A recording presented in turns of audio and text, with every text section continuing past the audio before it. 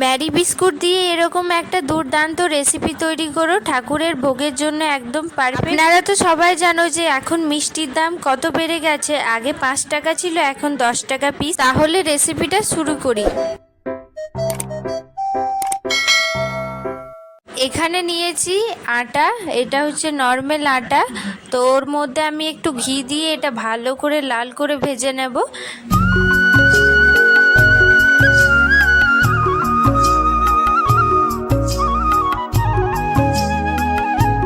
আটাটা বেশ ভালো করে ভেজে নিয়ে আমি ওর মধ্যে দিয়ে দিলাম কটা বিস্কুট, ওটাকে সরিয়ে রেখে এই ম্যারি বিস্কুট দিয়ে দেবো। আপনারা পরিমাণ মতো দিয়ে দেবে। তার মধ্যে একটা কলা দিয়ে দিলাম আমি, ওটা একটু মুখে পড়বে, সেটা ভালো লাগে খেতে। তারপর এখানে একটু দিয়ে দিলাম চিনি।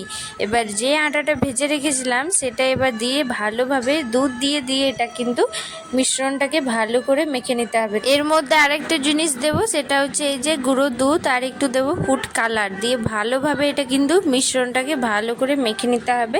এটা কিন্তু একদম লেগে যায়নি, এরকমভাবেই কিন্তু করতে হবে। তারপর এটাকে নামিয়ে নিয়ে একটু ঠান্ডা করে আমি কিন্তু একটা লাড্ডুর শেপে আমি করে নেব। আপনারা চাইলে যা শেপে করতে পারেন।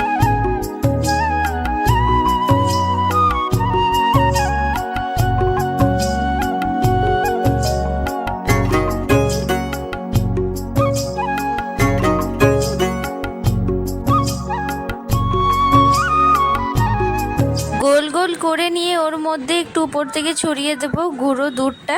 ব্যাস আমাদের রেডি একদম নতুন স্টাইলের মিষ্টি।